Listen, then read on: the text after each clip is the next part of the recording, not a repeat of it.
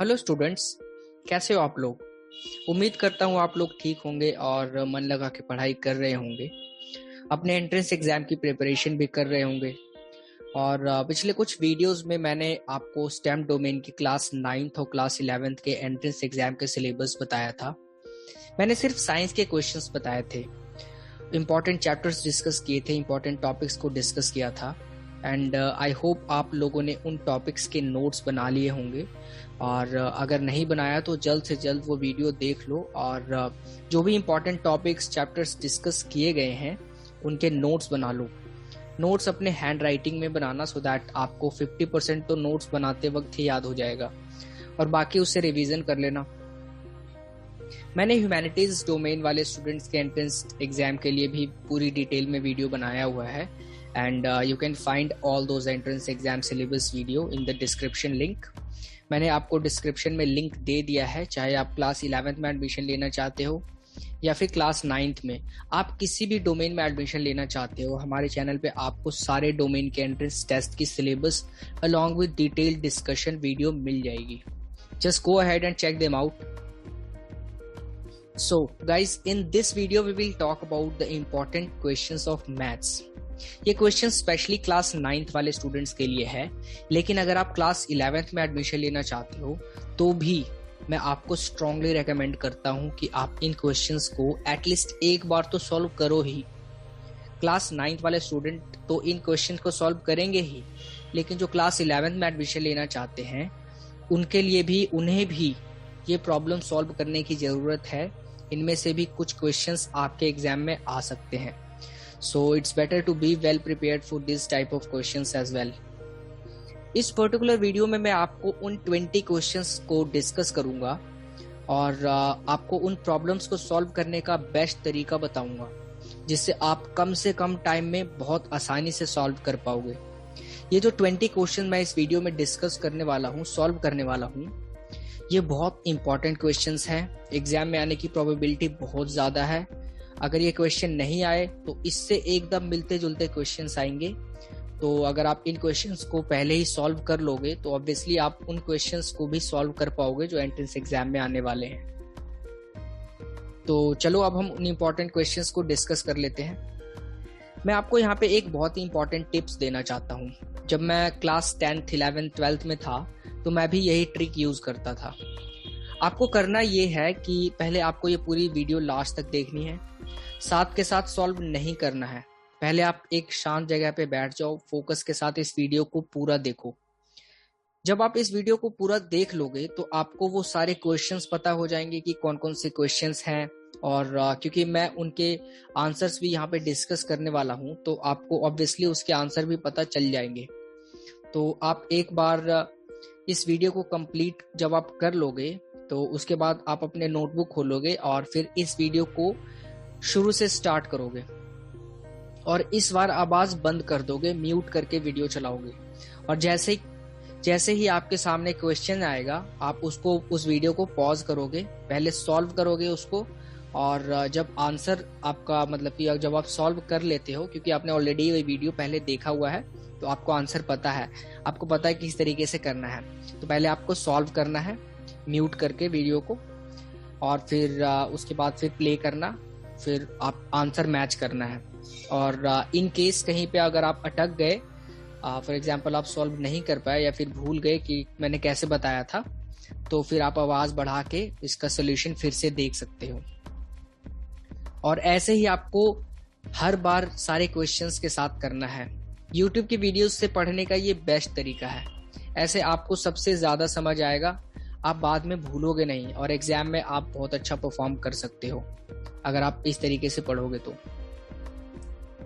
तो चलो अब हम इस वीडियो को स्टार्ट करते हैं। और इससे पहले अगर आप इस चैनल पे नए हो तो जल्द से जल्द हमसे जुड़ जाएं, इस चैनल को सब्सक्राइब कर लें सो दैट आप आगे आने वाले उन इम्पोर्टेंट वीडियोस को मिस न कर जाओ।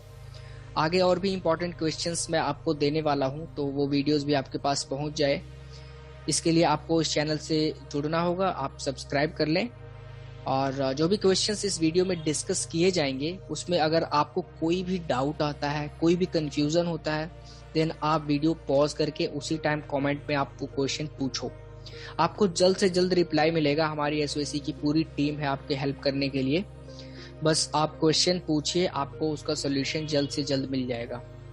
और मैं ये भी चाहता हूँ आप लोगों से कि अगर आप में से कोई स्टूडेंट है जिसको कोई डाउट है या कोई भी क्वेश्चन उसको समझ नहीं आया और वो कमेंट में पूछता है, और अगर आप कमेंट पढ़ रहे हो तो आपको वो डाउट, मतलब कि अगर आपको वो पता है कि इस क्वेश्चन का आंसर क्या है या फिर वो कुछ भी क्वेश्चन वो पूछ रहा है, अगर आप उसका उत्तर दे सकते हो तो आप ऑब्वियसली दे सकते हैं, आप दूसरों की स्टूडेंट की हेल्प कर सकते हैं। तो मैं आपसे ये रिक्वेस्ट करता हूं कि अगर आप कमेंट में कोई ऐसा क्वेश्चन देखें जिसका आप आंसर जानते हो या फिर वो कोई भी सवाल पूछ रहा है तो आप उसका जवाब दे सकते हो, तो आप जवाब जरूर दें। इससे आप दूसरे स्टूडेंट की हेल्प कर सकते हो। और इस वीडियो को अपने फ्रेंड के साथ भी शेयर करो, उनके साथ बैठ के आप ये क्वेश्चंस को सॉल्व करो। तो चलो अब हम उन इम्पोर्टेंट क्वेश्चंस को डिस्कस करते हैं।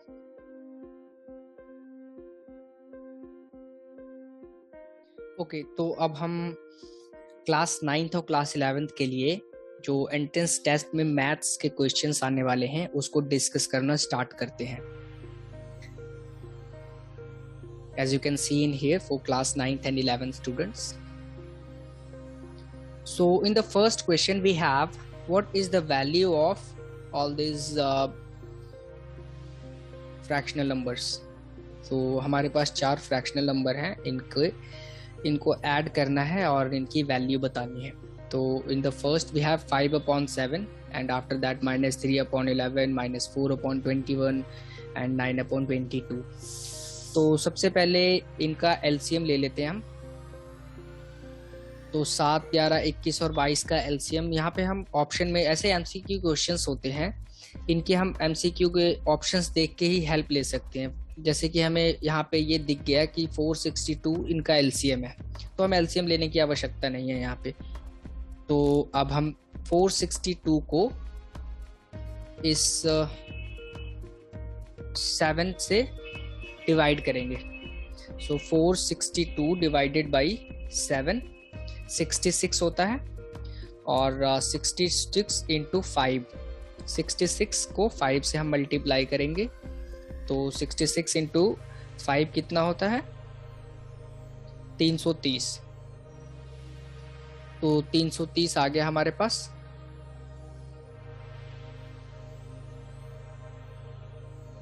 नेक्स्ट -3/11।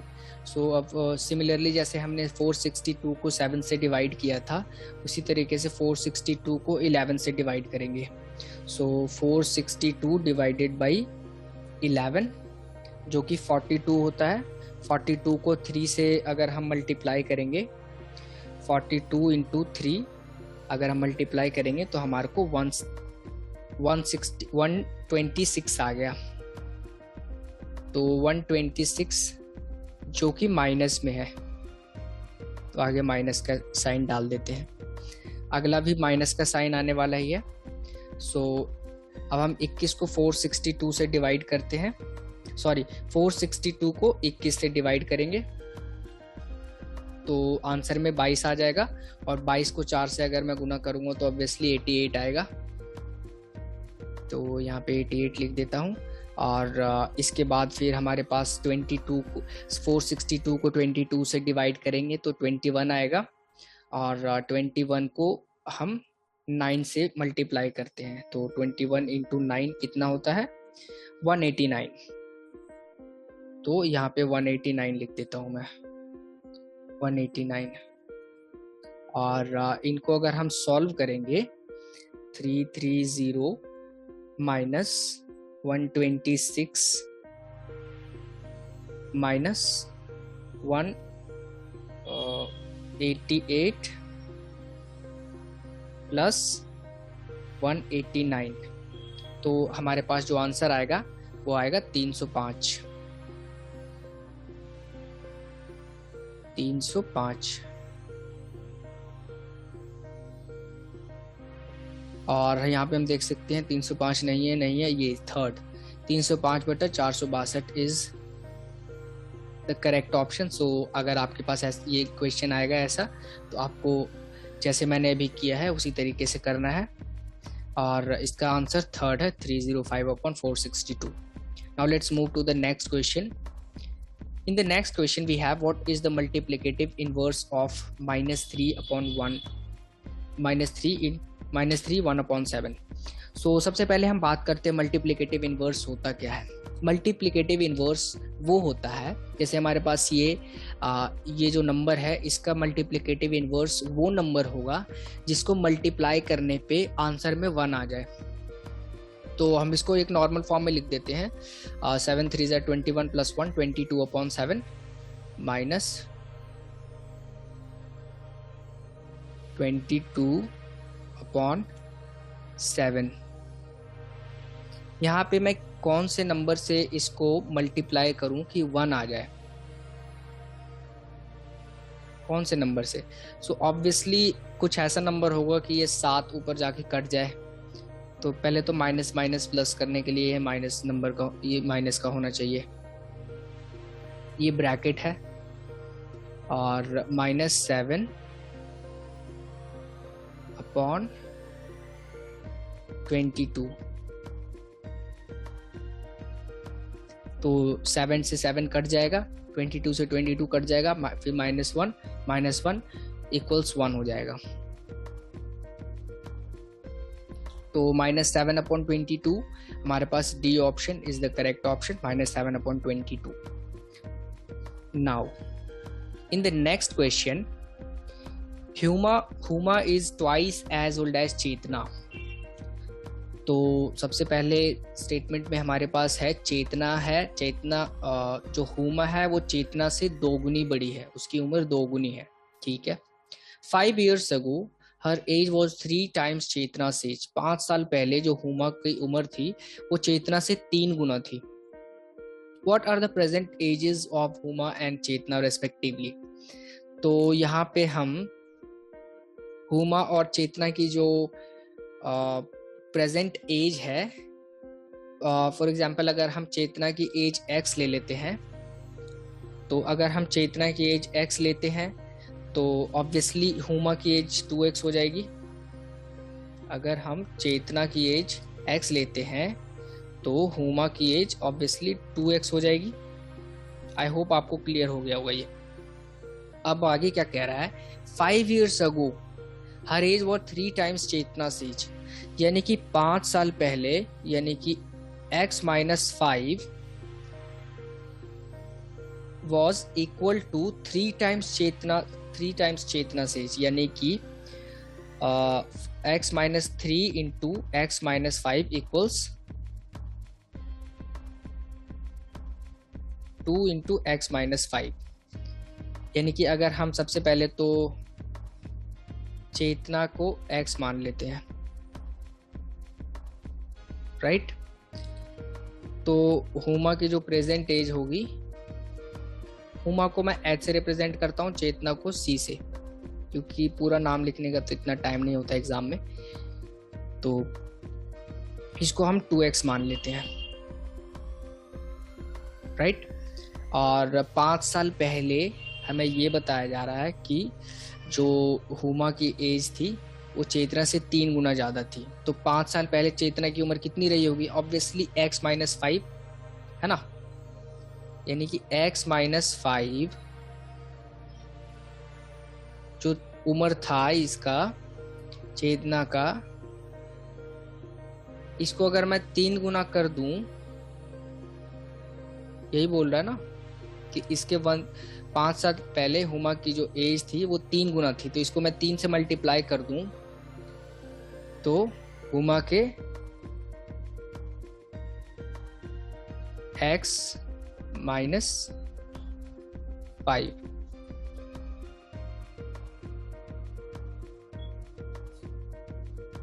तो हम इसको सॉल्व करते हैं. 3x - 15, इसको हम खोलेंगे तो 3x - 15 हो जाएगा, और इसको खोलेंगे तो 2x - 10 हो जाएगा. और ये 15 इधर जाएगा तो प्लस में हो जाएगा क्योंकि -15 है ये. तो और ये 10 से -10 और +15 5 हो जाएंगे इस तरफ.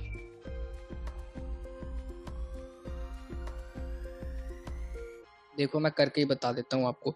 3x माइनस 15 ये तो खोलने की जरूरत है नहीं। 2x माइनस 10 नेक्स्ट स्टेप में हो जाएगा। और इस तरफ अगर जाएगा ये 5 3 15 माइनस 15 इस तरफ जाके 15 हो गया। यहाँ पे मैं प्लस इक्वल्स का निशान डाल देता हूँ। 5 3 15 माइनस 15 इस तरफ जाके 15 हो गया। और 5 दूनी 10 यह भी माइनस 10 है। और इसका ये 2x जो है इस तरफ आके माइनस 2x हो गया। और ये 3x तो यहाँ पे x इक्वल्स 5 आ गया। आगे करने की जरूरत है नहीं हमें। x इक्वल्स 5 यानी कि x इक्वल्स 5 और h इक्वल्स 10। तो जो प्रेजेंट एज होगी यानी कि अब हम इसमें प्रेजेंट एज के लिए 5 साल हम आगे आएंगे, क्योंकि ये जो इक्वेशन बनाई है हमने ये 5 साल पहले की थी। और अभी प्रेजेंट एज आने के लिए इसको 5 साल आगे बढ़ा देते हैं। तो फिर जो आंसर आ जाएगा, जो what is the present age of Huma and Chetna, Huma की जो एज है वो 20 ईयर्स होगी और चेतना की एज 10 ईयर्स होगी। तो इसमें option D is the correct answer, क्योंकि इसमें अगर हम 5 ऐड करेंगे तो कितना होगा, 5 + 5 10 ईयर हो जाएगा चेतना का एज। और 2x + 5 यानी कि x + 5 हो जाएगा 10 × 2 20। आई होप आपको क्लियर हो गया होगा ये। Now let's move to the next question. The number of boys and girls in a school is in the ratio of 5:4. ऐसे रेशियो वाले क्वेश्चन आते हैं ना जो 5:4 है, फटाफट से आप आंख बंद करके 5x और 4x ले लो। 5x क्या है, number of boys, 5x is number of boys, और जो 4x है ये नंबर ऑफ गर्ल्स है। ठीक है, कोई दिक्कत नहीं है यहाँ तक। अब आगे, if the number of boys is 45 more than the number of girls, then what is the total number of student in that school? Total number of student in that school would be 9x, right? अगर हमने number of boys 5x मान लिया यहाँ पे और number of girls 4x मान लिया, तो टोटल कितने होंगे, 9x होंगे। चलो ठीक है, 9x हो गए total number of boys and girls, total number of students, right. और यहाँ पे कह रहा है the number of boys is 45 more than girls, यानी कि जो 5x है बॉयज की value 5x is equals to 4x + 45, है ना। यानी कि जो 5x है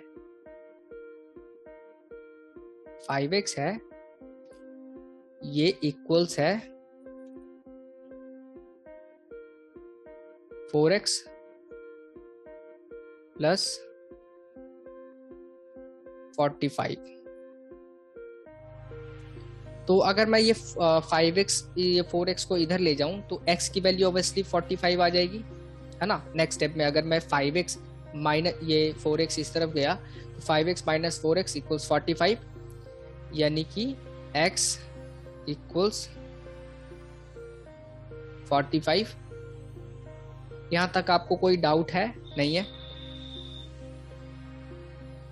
x की वैल्यू 45 आ गई और हमने देखा था 5x + 4x = 9x। 9x है टोटल नंबर ऑफ स्टूडेंट, तो 9x यानी कि 9 × 45 × 9, 45 × 9, 45 × 9 कितना होता है।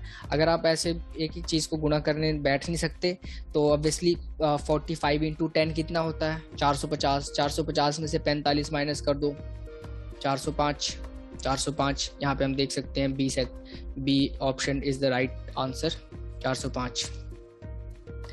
Okay, now let's move to the next question. The angle between two altitude of a parallelogram EFGH through the vertex H, which is an obtuse angle of an parallelogram,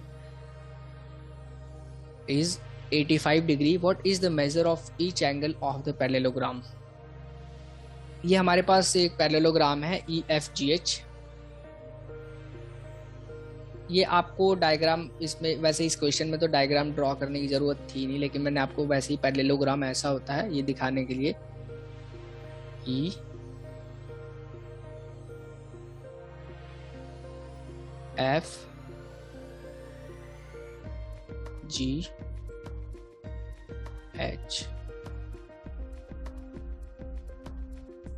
और हमारे को ये कह रहा है कि H एक जो वर्टेक्स है वो ऑब्ट्यूस एंगल है और ये 85 डिग्री है। तो यहाँ पे मैं अगर ऑप्शंस देखूं तो मुझे साफ साफ दिख रहा है जो पैरेललोग्राम होता है इसके रूल होते हैं कुछ कि ये जो आमने सामने वाले जो एंगल होते हैं ना ये इक्वल होते हैं, बराबर होते हैं। जैसे कि ये दोनों एंगल बराबर होंगे, ये दोनों एंगल बराबर होंगे। तो ऑब्वियसली दो एंगल बराबर होने चाहिए, मतलब 4 एंगल हैं तो उसमें से दोनों की जोड़ी होनी चाहिए। तो यहाँ पे मुझे जोड़ी तो इसमें कोई दिख नहीं रहा, बी में भी कोई जोड़ी नहीं दिख रहा मुझे, सी में भी नहीं दिख रहा, सब अलग अलग हैं तो पैरेललोग्राम बन ही नहीं सकते। डी में मुझे दिख रहा है 95 85 95 85, तो ऑब्वियसली ये D option is the correct one. मुझे कोई कैलकुलेशन करने की जरूरत नहीं पड़ी इस क्वेश्चन में, बस मैंने ऑप्शन देखे और टिक मार दिया क्योंकि option D is the correct one. यहाँ पे जोड़ी बन रही है। Now let's move to the next question. PQRS is a rhombus with angle RSP equals 109। ये जो एंगल RSP है ये 109 डिग्री है। What is the value of angle RPQ? RPQ मतलब हमें सिर्फ और सिर्फ इतने से के एंगल का निकालना है, इतने से के बताना है कि कितना डिग्री है। तो ये जो रोम्बस होता है ये इनके जो जैसे कि एंगल S और एंगल P की दोनों का सम अगर हम करें तो ये एक रूल होता है रोम्बस का, क्योंकि ये क्वाड्रिलेटरल एक क्वाड्रिलेटरल है तो एंगल P और एंगल S का जो सम होगा वो 180 के इक्वल होगा। तो पूरे एंगल P का जो पूरा एंगल P है ये 180 माइनस 109 हो जाएगा, यानी कि we know that angle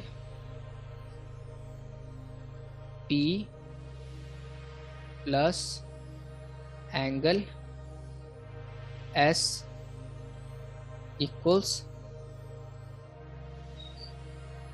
180 degree. हमें एंगल S पता है 109 है, तो पूरा एंगल जो एंगल P है 180 माइनस 109 हो जाएगा, ये इधर जाएगा तो 180 माइनस 109 कितना होता है 71 डिग्री, राइट 71। और यहाँ पे इसने बीच में से डिवाइड किया हुआ है तो 71 का आधा, क्योंकि हमें सिर्फ आधे की वैल्यू चाहिए तो 71 का आधा कितना होता है 35.5, 35 दूनी 70 होता है तो 71 के आधा 35.5। तो option C is the correct one. Now let's move to the next question. What is the probability of getting the number to be an odd prime number when a die is rolled? देखो भाई, जो dice होता है उसमें 1 से लेके 6 तक number होते हैं। 1 2 3 4 5 6, ठीक है। इसमें से ऑड प्राइम नंबर पूछ रहा है। ऑड प्राइम, सबसे पहले हम देखते हैं ऑड नंबर कौन कौन से हैं। 1 3 5, ये तीनों हैं ऑड नंबर, राइट। और ऑड के साथ साथ प्राइम भी होने चाहिए। तो 1 तो ना तो प्राइम है ना कंपोजिट है, ये तो हमें पता है।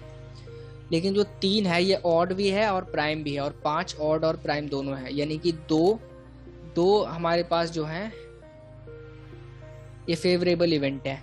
1 2 3 4 5 6, 6 में से हमारे पास 2, यानी कि जो आंसर है ये 2/2/6 इज द करेक्ट आंसर। तो यहाँ पे 2/6 तो कहीं है ही नहीं, तो इन्होंने ऑब्वियसली काट दिया 1/3। 1/3 is the correct option.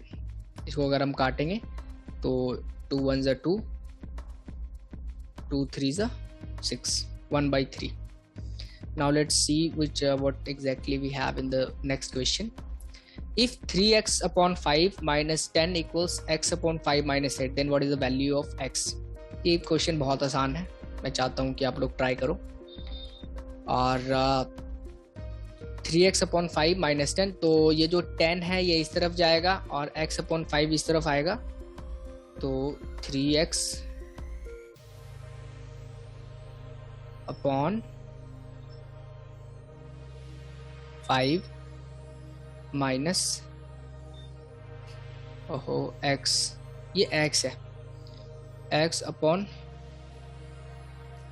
5 equals, ये जो -10 है इस तरफ जाके प्लस हो जाएगा, क्योंकि ये x अपॉन 5 इस तरफ आके माइनस हो गया, तो 10 माइनस 8 इक्वल्स 2, तो यहाँ पे 2 हो गया।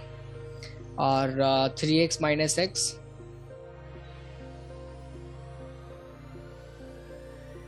2x इक्वल्स, और ये 5 इस तरफ जाके मल्टीप्लाई होगा, तो 5 दूनी 10, यहाँ पे 10 हो गया, और ये 2 नीचे जाएगा तो x की वैल्यू 5 आ जाएगी, x की value 5। Okay, now let's see what we have in the next question. Which of the following is correct representation of the rational number 2 3/7 on the number line? 2 3/7 यानी कि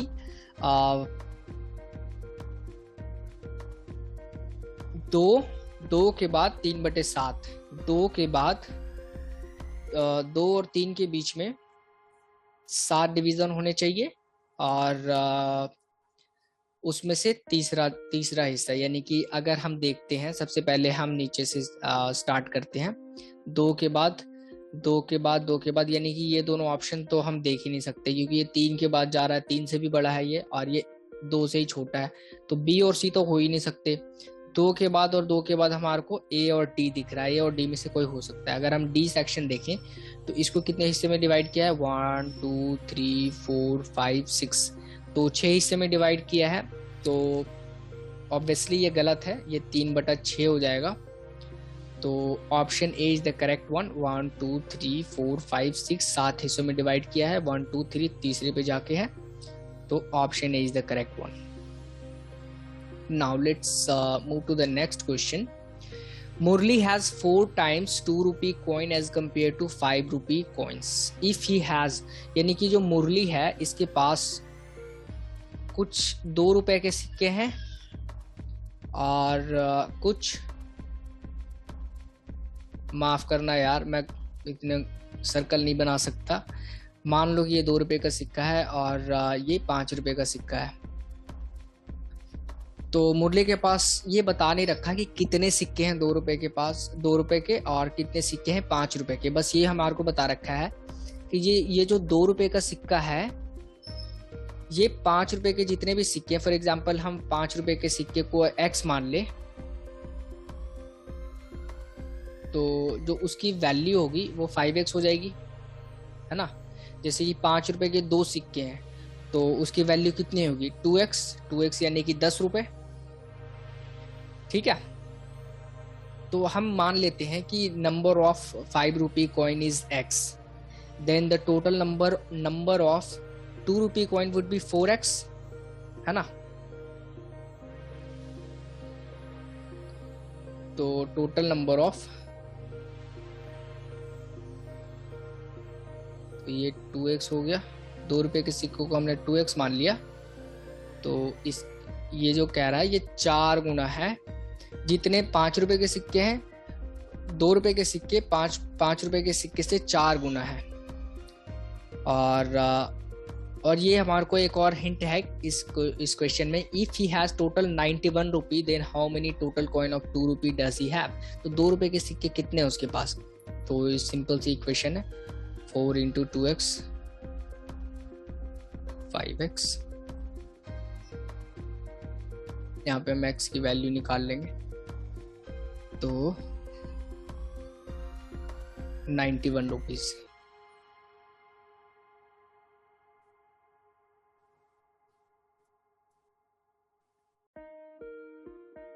तो यहाँ पे ऑब्वियसली इसको add करने के बाद 4 2 ज़ा 8, 8 + 5 13 इक्वल्स 91। तो x की वैल्यू 7 आ गई।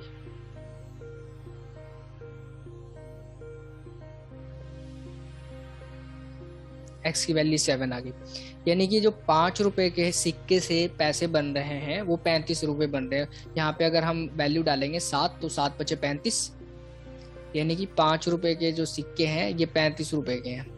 तो कितने सिक्के हो गए? 7 सिक्के हो गए। और जो 7 रुपए हो गए, यानी कि 91 में से 35 गए 56, तो 56 रुपए 2 रुपए के सिक्के से बने हुए हैं। तो ऑब्वियसली 28 सिक्के होंगे 2 रुपए के। तो option A is the correct one. 28 सिक्के हैं 2 रुपए के, 28 दूनी 56, और बाकी 7 सिक्के हैं 5 रुपए के, तो 35 ये हो गए। तो 28 जो 28 दूनी 56 होगा, 56 और 35 91 रुपीज हो जाएंगे। Now let's move to the next question. In the given figure MNOP is a parallelogram. चलो MNOP एक पैरेललोग्राम है, ये हमें पता चल गया। What will be the value of x and y? x and y की वैल्यू हमें निकालनी है। तो हमें तो ये पता है कि अगर एक पैरेललोग्राम है तो एंगल P और एंगल N के जो वैल्यूज हैं ये इक्वल होते हैं आपस में, यानी कि 3x प्लस, इसको अगर मैं खोलूं 3x, तो 3x + 3y बन जाएगा। ये 3y = 5x। और इस 3x को इस तरफ ले जाऊंगा तो ये 2x हो जाएगा, क्योंकि माइनस में चला जाएगा ये, यानी कि 3y = 2x।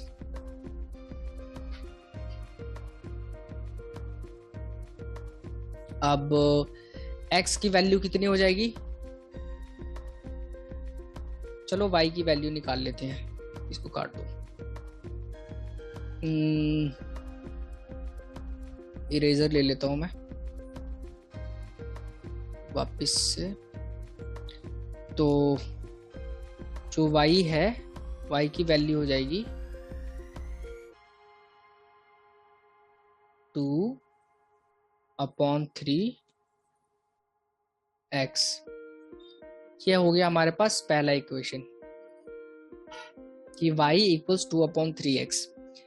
अब हमें एक और रूल पता है, पैरेललोग्राम है अगर MNOP, तो ये जो एंगल M और एंगल N दोनों का सम 180 होना चाहिए। तो 10y + 5 + 5x = 180। तो हम y की वैल्यू डाल देते हैं जो ये है हमारे पास, यानी कि 10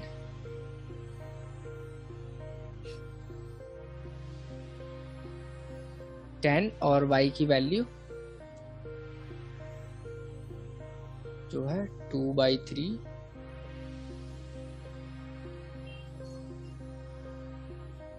x + 5 +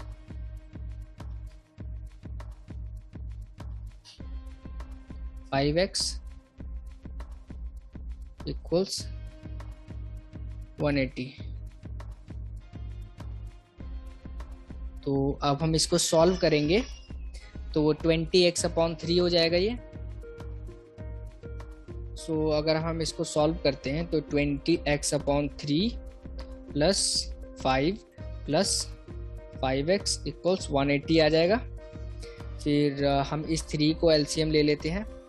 तो यहाँ पे मैं सॉल्व करता हूँ, जगह की कमी पड़ गई।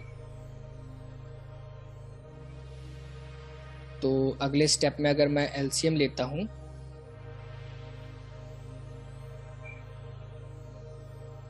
तो हमारे पास ये आ जाएगा 20x प्लस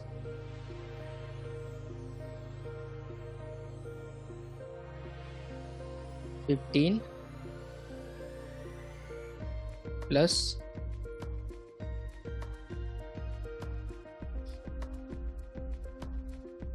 15x और नीचे 3। और इस 3 को मैं अगर इस तरफ ले जाऊंगा तो 560 बन जाएगा। तो 20 और 15 35, 35x इक्वल्स,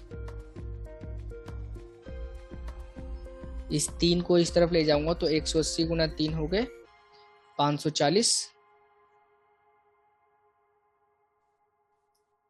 540। और अगर मैं 540 को 35 से डिवाइड करता हूं तो मेरे पास जो आंसर आएगा ये 15 डिग्री आएगा।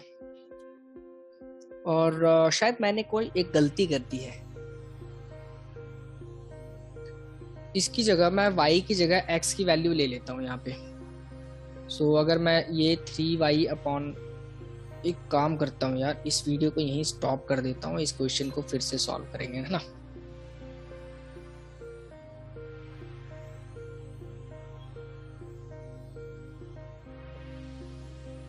रिकॉर्डिंग स्टॉप कर दे। Okay, so in the next question we have, in the given figure MNOP is a parallelogram। तो यानी कि MNOP हमारे पास एक पैरेललोग्राम है और what is the value of x and y की वैल्यू निकालनी है। तो अगर ये MNOP पैरेललोग्राम है तो इसके दो रूल होते हैं। पहला रूल तो ये कि n और p की वैल्यू, जो भी एंगल होंगे, एंगल n और एंगल p दोनों इक्वल होंगे और एंगल n और एंगल m दोनों का सम 180 डिग्री होगा। यानी कि जो अपोजिट एंगल्स होते हैं वो इक्वल्स होते हैं और जो एडजेसेंट एंगल्स होते हैं उनका सम 180 डिग्री होता है। तो अगर हम इस इक्वेशन को खोलें तो 3x plus 3y equals 5x होगा। यानी कि मैं यहाँ पे लिख देता हूँ 3x plus 3y equals 5x।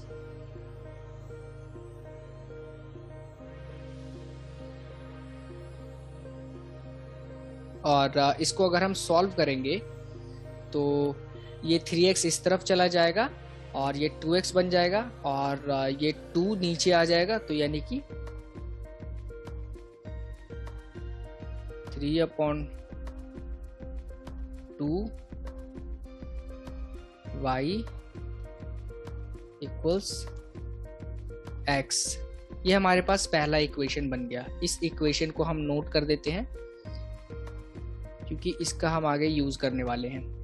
और according to the second rule of this parallelogram, the angle n and the angle m, sum of n and m would be equal to 180 degree. So यहाँ पे 10y plus 5 plus 5 और जो x है, x की value हम ये डालते हैं 3/2 अपॉन y, 3/2y,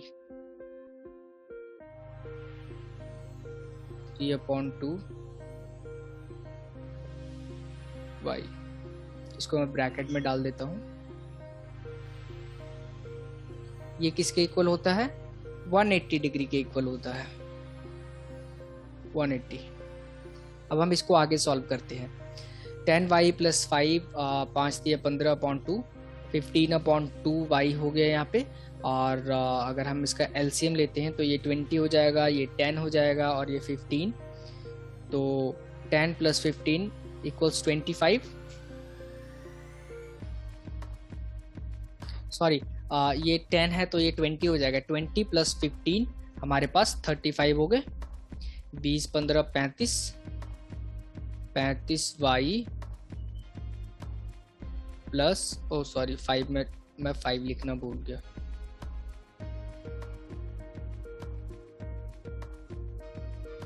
मैं वो स्टेप जो है मैं स्किप नहीं करना चाहता, क्योंकि फिर आपको थोड़ा सा कंफ्यूजन हो जाएगा। मैं वो भी स्टेप लिख देता हूँ। मैं पहले यहाँ पे एलसीएम ले लेता हूँ इसका। तो अगर मैं एलसीएम लेता हूँ तो नीचे 2 आएगा, तो 10 2 जा 20, 20y प्लस 5 2 जा 10 प्लस, और इसके नीचे ऑलरेडी है 2, तो 5 3 जा 15,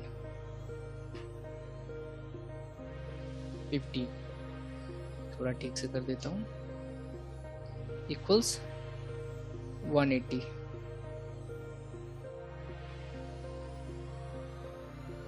ठीक है, यहाँ तक आपको समझ आ गया होगा।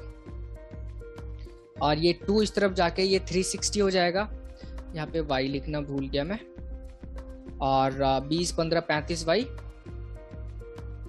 35y, ओहो फिर 5 लिखना भूल गया मैं। I don't know what am I doing। 35y equals ये 180 × 2 = 360। 360 - 10, ये 10 को मैं इस तरफ ले जाऊंगा तो 350 हो जाएगा। तो हमारे पास 350 हो गया। और यहाँ पे आप क्लियरली देख सकते हो कि y की वैल्यू 10 होगी। तो हम देखते हैं y की वैल्यू 10 एक जगह ही है, और ऑब्वियसली फिर हम सब्स्टिट्यूट करेंगे यहाँ पे 10 को y में 10 को, तो 30/2 15 आ जाएगा। x की वैल्यू 15 और y की वैल्यू 10 हमारे पास आ चुकी है। तो option B is the correct answer. Now let's move to the next question. Which of the following is not a rational number between √12 and √18? तो √12 और √18 जो है जो दो नंबर हैं √12 और √18, √12 की वैल्यू क्या है और √18 की वैल्यू क्या है, इन दोनों के बीच में ये कौन से ऐसे हैं जो रैशनल नंबर हैं, ये इन दोनों के बीच में नहीं है। तो अगर हमारे पास ये नंबर लाइन है तो यहाँ पे ऑब्वियसली √12 आएगा, यहाँ पे कहीं √18 आएगा। तो √12 को हम और कैसे लिख सकते हैं, हमें √2 और √3 की वैल्यू पता है। तो √12 की वैल्यू 2 × 2, इसको हम और लिख सकते हैं 2√3। 2 × 2 × 3 √12 होता है। यहाँ पे अगर हम इसको फैक्टराइज करेंगे तो 2 × 2 × 3, तो 2 का जोड़ा बन गया और ये बाहर आ गया और अंदर 3 बच गया, तो ये √12 हो गया। और जो √18 है ये 3 3 और 2 का बनता है, तो 3√2 हो गया, ये 3√2, राइट। तो अब हमें √2 और √3 की वैल्यू तो पता है। √2 की वैल्यू जैसे हमें पता है कि 1.414 होता है। तो 2 × 414 कितना हुआ, √2 की 3 × 1.414 कितना हो जाता है, 3 × 1.414 ये हो जाता है 4.242, यानी कि ये जो √18 है इसकी वैल्यू है 4.242। तो ये ऑब्वियसली ये नंबर जो है ये इससे थोड़ा कम है, यानी कि यहाँ कहीं आएगा। ये भी नंबर इससे कम है, ये भी नंबर इससे कम है। तो सबसे लोएस्ट वैल्यू देखते हैं, जो √12 है इसकी एग्जैक्ट वैल्यू कितनी होती है। तो रूट 3 की वैल्यू हमें पता है, रूट 3 की वैल्यू क्या होती है 1.732। तो 2 इंटू 1.732 जो कि होता है 3.46, 3.46 यानी कि जो रूट 12 है इसकी वैल्यू 3.46 है। और यहाँ पे हम क्लियरली देख सकते हैं कि जो डी वैल्यू है 3.23 है, ये इससे छोटा है, यानी कि इन दोनों वैल्यूज के बीच में ये वैल्यू नहीं आ रही है, बाकी सब तो आ रहे हैं और ये जो डी ऑप्शन है ये नहीं आ रहा है। तो D option is the correct answer. आपको यहाँ पे इस क्वेश्चन को सॉल्व करने के लिए ऑब्वियसली एग्जाम में जाने से पहले रूट 2 की वैल्यू पता होनी चाहिए, और अगर नहीं पता है तो मैं आपको बता दूं 1.414, ये आपको याद करने की ज़रूरत है रूट 2 की वैल्यू। और रूट 3 की वैल्यू भी आपको याद करने की ज़रूरत है, तो आप ये लिख लो, याद कर लो, क्योंकि आप रूट 2 की वैल्यू निकालने नहीं बैठ सकते, ये आपको याद करने की ज़रूरत है। 1.732 ये आपको याद करने की जरूरत है।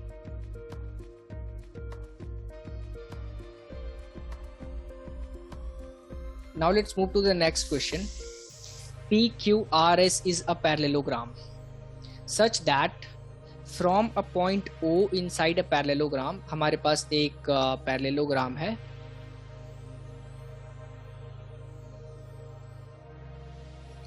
ये है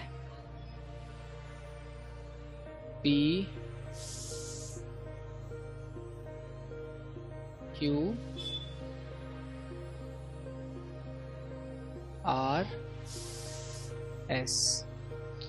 इसके that from point O inside a parallelogram, OQ and OR are drawn such that they bisect the angle respectively. What is the value of ROQ? तो एक जो बाइसेक्टर है इन एंगल्स को बाइसेक्ट कर रहा है, यानी कि एंगल, ये वाला एंगल इसके इक्वल है, ये वाला इसके इक्वल है, ये वाला इसके इक्वल है, ये वाला इसके इक्वल है, और बीच में O है, बीच में ये O पॉइंट है। तो हमें पता करना है कि what is the value of ROQ। ROQ इस एंगल के बारे में पूछ रहा है। अब हमें पता है कि एंगल R और एंगल Q दोनों का जो सम होता है ये 180 डिग्री होता है, और ये भी आधा है, ये भी आधा है, यानी कि इन दोनों के जो एंगल, ये जो छोटे छोटे एंगल हैं, ये दोनों, इन दोनों का सम 90 डिग्री होगा। तो ऑब्वियसली इस एंगल का सम भी 90 डिग्री होगा, क्योंकि we know that the sum of all the angle of a triangle is 180 degree, so that's why angle ROQ would be equal to 90 degree. Answer D is the correct option. Now let's move to the next question. Akshara, Preeti were looking at the budget of the state government for this year. They wrote down the total expenditure on different heads: education, food security, public welfare, medical and others are shown below. ये जो अलग अलग section है इनको मतलब कि budget पे इन्हें बताया गया, दिखाया गया। तो अब हमारे पास जो क्वेश्चन है, based on the given information answer the following question. How many times is the amount of money spent on education as compare to the amount spent on public welfare. तो सबसे पहले हम देखते हैं पब्लिक वेलफेयर जो है इस पे 20% अमाउंट स्पेंड किया गया, और जो एजुकेशन है इस पे 25% अमाउंट स्पेंड किया गया। तो फॉर एग्जांपल हम ये मान लेते हैं कि पब्लिक वेलफेयर है, इसको इस पे एक्स अमाउंट स्पेंड किया गया, तो एजुकेशन पे कितना किया गया उसको निकालने के लिए तो 20 है, 20% है, 20%, इसको 100, इसको मैं 5 से गुना करता हूँ, किसी भी कांस्टेंट से गुना करो आप, नीचे नीचे नहीं, ऊपर ही ऊपर। तो कितना होगा ये, 100/100 आ जाएगा।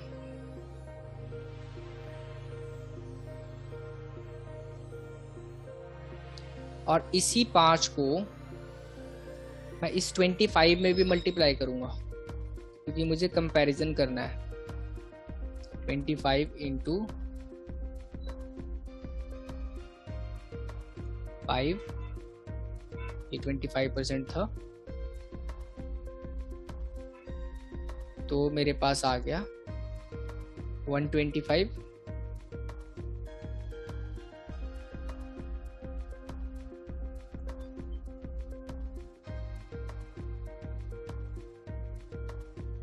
तो ये 100 से 100 कैंसिल हो गया, और अगर हम इसके डेसिमल को हटा दें तो ये 1.25 आ जाएगा, यानी कि option A is the correct option. Now let's move to the next question. The same we have Akshara and Preeti we looking at the budget. जो डेटा है हमारे पास सेम है इस दोनों क्वेश्चन का, पर यहाँ पे क्वेश्चन अलग है। सो यहाँ पे सेम क्वेश्चन है और हमारे पास क्वेश्चन जो है डेटा सेम है, क्वेश्चन अलग है। तो हमारे पास जो नया क्वेश्चन है, what fraction of the total expenditure is spent on medical, public welfare and food security combine. यानी कि मेडिकल कहाँ है, मेडिकल आ गया, और पब्लिक वेलफेयर आ गया, और यहाँ पे फूड सिक्योरिटी यहाँ आ गया। सो हमारे को कह रहा है कि what fraction of the total expenditure. Let's say हमारे पास जो टोटल एक्सपेंडिचर है वो x है, तो 20, 40, 5, 45, 10, 55, यानी कि 55% टोटल बजट का, जो भी ये 3 बता रखे हैं, मेडिकल, पब्लिक वेलफेयर और सिक्योरिटी पे स्पेंड हुए हैं। तो हमारे पास ये 55/100 तो है नहीं नीचे ऑप्शन में, तो हम इसको इन्होंने नॉर्मल फॉर्म में लिखा हुआ है काट के, तो इसको 5 से डिवाइड करेंगे तो यहाँ पे 11 आ जाएगा, इसको 5 से काटेंगे तो यहाँ पे 20 आ जाएगा, और हमारे पास 11/20 option C is the correct answer. 11/20 you can see in here. Now let's move to the next question. For which of the following operation associative property is applicable? सबसे पहले हम देखते हैं कि ये ऑपरेशन जो है एसोसिएटिव प्रॉपर्टी होता क्या है। ऑपरेटिव एसोसिएटिव प्रॉपर्टी होता है, इसका मतलब कि किसी भी इक्वेशन में अगर हम किसी भी वैल्यू को आगे पीछे कर दें तो उसका जो आंसर है उसमें बदलाव नहीं होगा, उसमें चेंज नहीं होगा। For example A plus B equals C होता है। फॉर एग्जाम्पल मैं एक नंबर ही ले लेता हूँ, ए की वैल्यू 5 रखता हूँ और बी की वैल्यू 3 रखता हूँ, तो ऑब्वियसली सी की वैल्यू 2 हो जाएगी। 5 + 3 8 होगा यार इतना डम मैं भी नहीं हूँ, ठीक है। और अगर मैंने ये जैसे कि 5 + 3 = 8 हुआ, एसोसिएटिव प्रॉपर्टी अगर ये जो प्लस है एडिशन पे अप्लाई होता है तो 3 + 5 भी 8 होने चाहिए। क्या 3 + 5 8 होते हैं?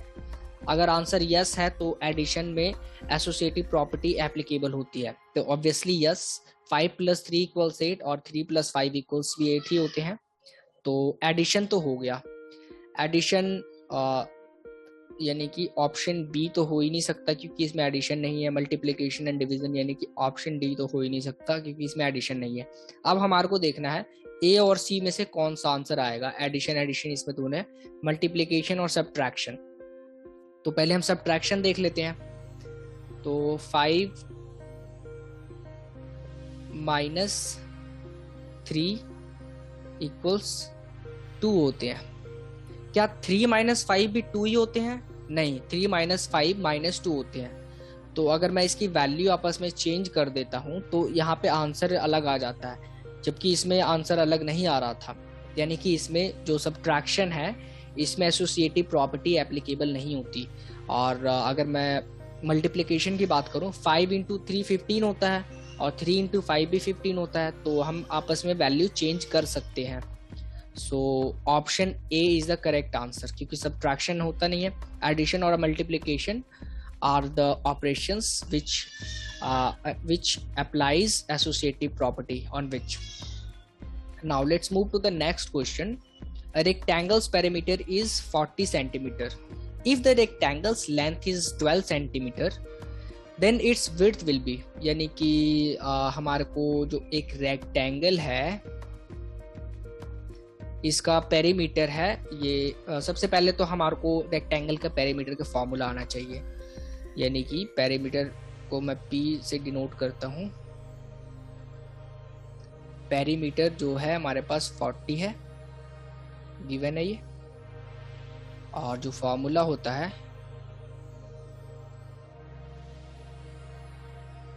टू एल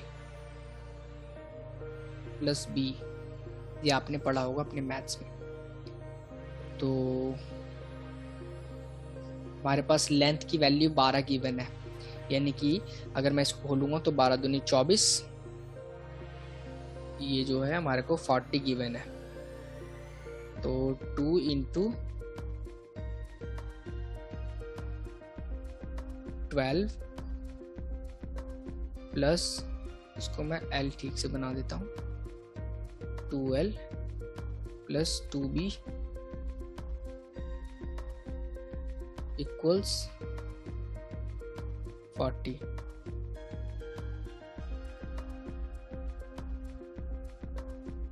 तो आगे क्या है, ये जो 12 दूनी 24, 24 इस तरफ जाएगा तो 40 में से 24 गए, कितने हो गए 16, यानी कि 2b इक्वल 16, यानी कि 2b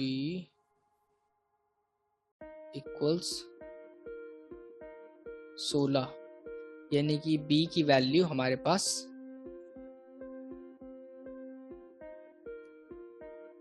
b की वैल्यू हमारे पास 8 आ गई।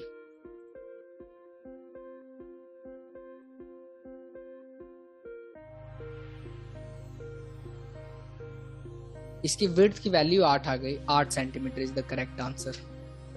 Now let's move to the next question.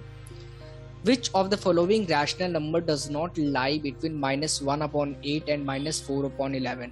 तो अगर आपके पास ऐसे क्वेश्चन आएंगे, ये क्वेश्चन होते बहुत आसान है, लेकिन इनको अगर आपको सॉल्व करना आता है, आपने पहले से प्रैक्टिस की हुई है तब, नहीं तो इसमें बहुत सारा टाइम आप गवा दोगे। इसमें बहुत सारा टाइम वेस्ट कर देते हैं बच्चे इन क्वेश्चंस में, लेकिन होते आसान है ये। सबसे पहले तो अगर आपको ऐसा क्वेश्चन आ जाए रैशनल नंबर इनके बीच का निकालने के लिए, तो इनके जो डिनोमिनेटर है इनको सेम करने की सोचो। इनको डिनोमिनेटर कैसे सेम कर सकते हो, नीचे इनका एलसीएम ले लो तो ऑब्वियसली 88 आएंगे, और यहाँ पे इसकी वैल्यू -11 हो जाएगी। 8 गुना 11 88 होता है, तो -1 इंटू 11 -11। और जो दूसरी वैल्यू है, इसको अगर मैं डिनोमिनेटर सेम करूं तो ये 88 होगा और -32। और इसका डिनोमिनेटर अगर मैं सेम करूं तो इसको मैं और किस तरीके से लिख सकता हूं, 88 11 33 -33। तो लो जी, सबसे पहला ऑप्शन में ही आंसर आ गया, क्योंकि ये जो -32 है, -32 से स्टार्ट हो रहा है। सबसे छोटा एलिमेंट यही है, सबसे छोटा यहाँ पे जो नंबर है यही है, इससे भी छोटा ये आ गया। तो मतलब कि इस यहाँ से लेके यहाँ तक जाना था, और ये नंबर है इसके पीछे है, इससे भी छोटा है। तो ये नंबर जो है इन दोनों के बीच में लाई नहीं करता, तो मैं आगे देखूंगा ही नहीं। Option A is the correct answer. Now let's move to the next question. A bag has 4 white balls and 2 black balls. एक बैग है उसमें ऐसे अगर ये बॉल वाले क्वेश्चंस होते हैं, सबसे पहले आप उन बॉल्स को ड्रॉ कर लो सो दैट कोई कंफ्यूजन ना रहे। 4 बॉल हैं, ये वाइट बॉल है, तो इस पे छोटा सा वाई डब्लू लिख दो, W W W W. 2 black balls हैं, 2 ब्लैक बॉल्स हैं, तो मैं इस पे बी लिख देता हूं ताकि मुझे ध्यान रहे। और the balls are identical in all respect other than colour. बस ये जो बॉल्स हैं इनके शेप साइज सब कुछ सिमिलर हैं, लेकिन बस इनके कलर अलग अलग हैं। यानी कि आप बिना देखे पहचान नहीं सकते कि ये कौन से व्हाइट बॉल है या ब्लैक बॉल है। A ball is drawn from the bag without looking into the bag. What is the probability of getting a white ball? यानी कि उस बैग में से ऐसे हाथ डाल के बिना देखे एक बॉल को निकाला गया, तो एक व्हाइट बॉल आने की प्रोबेबिलिटी क्या है, ये क्वेश्चन है हमारे पास। तो what is the number of total number of white balls? We have 4. What is the total number of balls? 1 2 3 4 5 6. तो अगर हम इसको सिंप्लीफाई करेंगे तो 2/3 is the correct answer. C option is the correct one. Now let's move to the next question. Akshara, Preeti were looking at the budget of the state's government for this year. They wrote down the total expenditure on different heads: education, food security, public welfare, medical and others as shown below. तो ऐसा question हम ऊपर solve कर चुके हैं। इसमें क्या है नया question? If the total expenditure by the government is 25 crore, यानी कि इन सबको मिला के 25 करोड़ हो रहा है, then how much money was spend on education, यानी कि इस 25 करोड़ का 25% कितना होगा? डायरेक्ट क्वेश्चन ये है, यानी कि 25 करोड़ का 25% कितना होगा? तो 25 करोड़ का सबसे पहले तो देखते हैं 25 करोड़ का 50% कितना होगा। इसको हम ऐसे ही क्वेश्चन बना के भी सॉल्व कर सकते हैं, लेकिन अगर ये आसानी से सॉल्व हो रहे हैं, मैनुअली सॉल्व कर देते हैं। जैसे कि हम किसी दुकान वगैरह पे जाते हैं तो हम क्या कॉपी किताब लेके तो जाते नहीं हैं, उनको हम मैनुअली मन में ही सॉल्व करना होता है। तो मैं आप बता रहा हूँ कि ऐसे क्वेश्चंस को मन में सॉल्व कर सकते हो, जिससे आपका बहुत सारा टाइम बचेगा। तो ऐसे आप अगर आपको 25% निकालना है तो 25% क्या होता है? 1/4 होता है ऑब्वियसली। तो सबसे पहले आप 50% निकालो। 25 करोड़ का 50% क्या होगा? 12.5 करोड़, राइट? तो 12.5 करोड़ 50% है, तो 25% उसका भी आधा होगा, यानी 12.5 करोड़ का आधा, यानी 12 करोड़ का आधा कितने हो गया? 6 करोड़। और जो 12.5 जो कि 50 लाख और था, उसका भी आधा 0.25, यानी कि 6.25 इज द करेक्ट आंसर। तो इस तरीके से आप मन में ही निकाल सकते हो बिना किसी कैलकुलेशन के। Now let's move to the next question. What is the number of sides of a regular polygon in which each exterior angle has a measure of 30 degree? तो हमारे से ये पूछ रहा है कि एक रेगुलर पॉलीगन है। रेगुलर पॉलीगन सबसे पहले क्या होता है ये आपको पता होना चाहिए।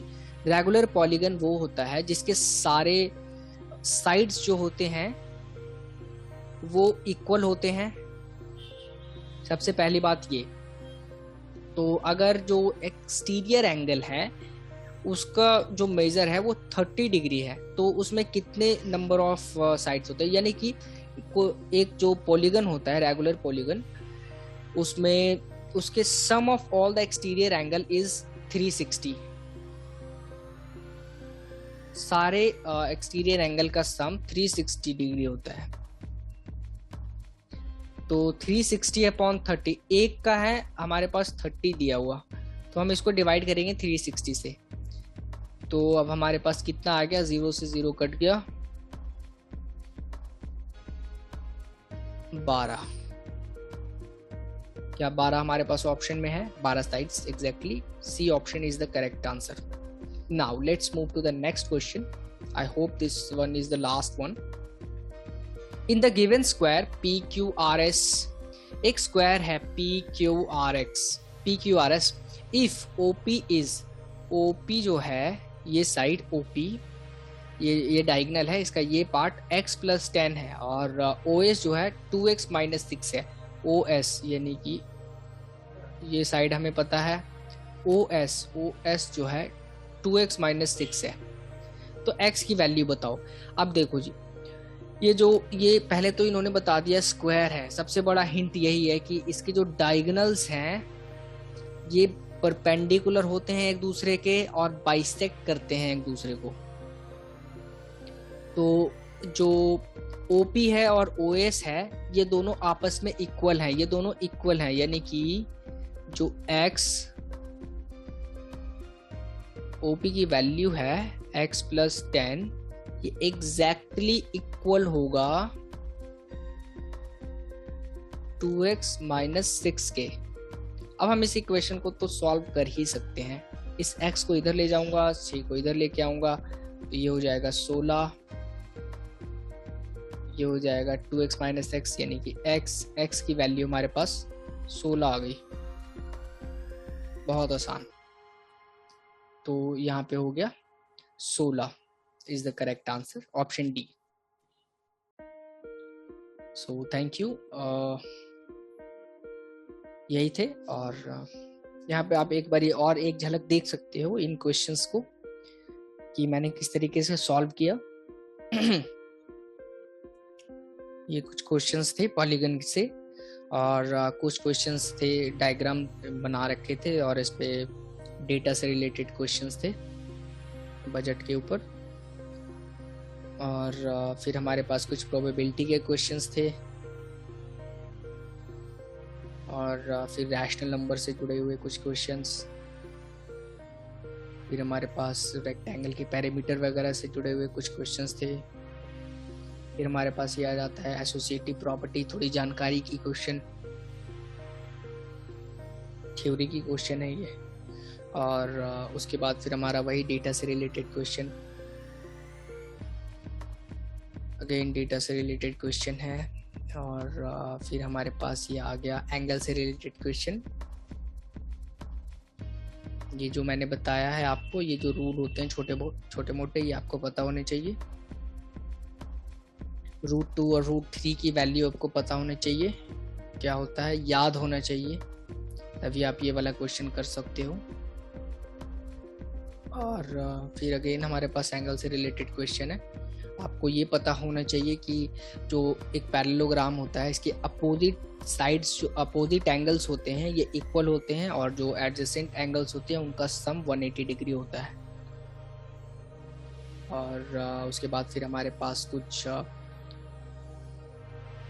x की वैल्यू निकालने वाले क्वेश्चंस थे, फिर नंबर लाइन के भी एक क्वेश्चन है, और फिर अगेन x की वैल्यू निकालने वाले क्वेश्चन है, फिर एक और प्रोबेबिलिटी से रिलेटेड क्वेश्चन था हमारे पास, और एंगल से रिलेटेड क्वेश्चंस थे।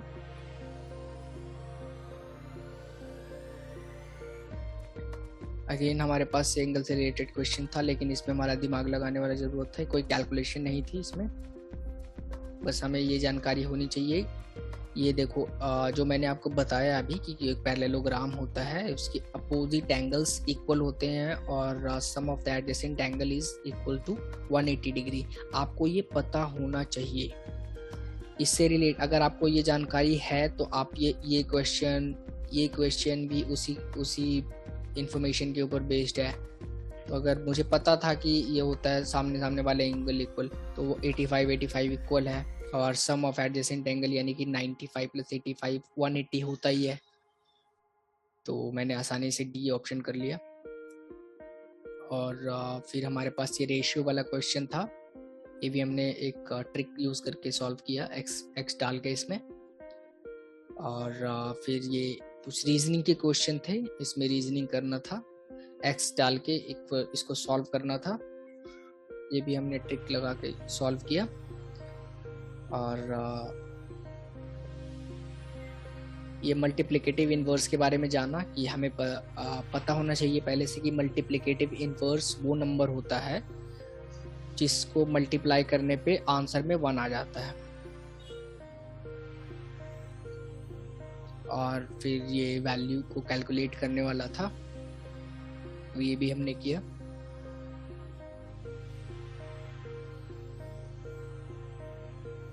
आई होप आपको सारे क्वेश्चंस ठीक तरीके से समझ आ गए होंगे, और अगर आपको किसी भी क्वेश्चन में थोड़ा सा भी डाउट है then let me know in the comment. आप अपने क्वेश्चन ऑब्वियसली कमेंट में पूछ सकते हो, और मैं ये चाहता हूँ कि दूसरे स्टूडेंट भी आंसर देने में हेल्प करें। अगर आप दूसरे स्टूडेंट के क्वेश्चन को सॉल्व करोगे, उनकी हेल्प करोगे, तो ऑब्वियसली आपका ही कॉन्फिडेंस बढ़ेगा, यू विल फील बेटर। और मैं उन आपके क्वेश्चंस को देखूंगा जो आपने आंसर दिए होंगे। आप कोई भी गलती अगर करते हो आंसर देते वक्त, मैं उसको ठीक करूंगा, बताऊंगा कि कैसे आपको आंसर देना है। और आप कमेंट में सवाल पूछें और पूछे गए सवालों को भी आंसर करें। इस कमेंट सेक्शन को थोड़ा इंटरैक्टिव बनाएं। यहाँ पे आप किसी भी पर्टिकुलर क्वेश्चंस को डिस्कस कर सकते हैं कि क्या ये क्वेश्चन इस क्वेश्चन को सॉल्व करने का बेस्ट तरीका है। आप कोई क्वेश्चन लो, उसका सोल्यूशन दो, और फिर नीचे आप पूछ सकते हो कि क्या ये बेस्ट तरीका है, इससे अच्छा तरीका और कोई है। कोई दूसरा स्टूडेंट अगर जानता होगा तो वो फिर बताएगा आपको। थोड़ा सा आप इस कमेंट सेक्शन को इंटरैक्टिव बनाओ। इनफैक्ट दूसरे स्टूडेंट से क्वेश्चन पूछ सकते हो आप उन्हें इस कमेंट सेक्शन में कोई चैलेंज दे सकते हो। सो आई होप आपको ये वीडियो पसंद आई होगी। अगर ये वीडियो बना के मैंने अगर आपकी थोड़ी सी भी हेल्प की है तो आप इस वीडियो को लाइक करके एक्सप्रेस कर सकते हो, और कमेंट में थैंक यू लिख सकते हो। इतना तो कर ही सकते हो हमारे लिए, हमारी पूरी एसओ की टीम जो आपके लिए इतना मेहनत करते हैं, आप एक थैंक यू तो लिख सकते हो। तो आज के लिए इतना ही, मिलते हैं अगले एपिसोड में कुछ और इम्पोर्टेंट नोट्स के साथ, इम्पोर्टेंट क्वेश्चंस के साथ, इम्पोर्टेंट डिस्कशन के साथ। आगे के वीडियो में हम देखेंगे कि एडमिट कार्ड कैसे डाउनलोड करें, एंट्रेंस एग्जाम के क्या क्या प्रोसीजर होंगे, और हमें किन किन बातों का स्पेशली ध्यान रखना है। We will talk about each and every topic one by one, so don't worry about anything and focus on your entrance exam only. और अगर आप इस चैनल पे नए हो तो ऑब्वियसली आपको जल्द से जल्द जुड़ जाना चाहिए, सब्सक्राइब कर लेना चाहिए, सो दैट आप उन इम्पोर्टेंट एपिसोड्स को मिस न कर जाए। So see you in next episode. तब तक के लिए stay safe, stay connected, and most importantly be curious to learn more. Bye bye.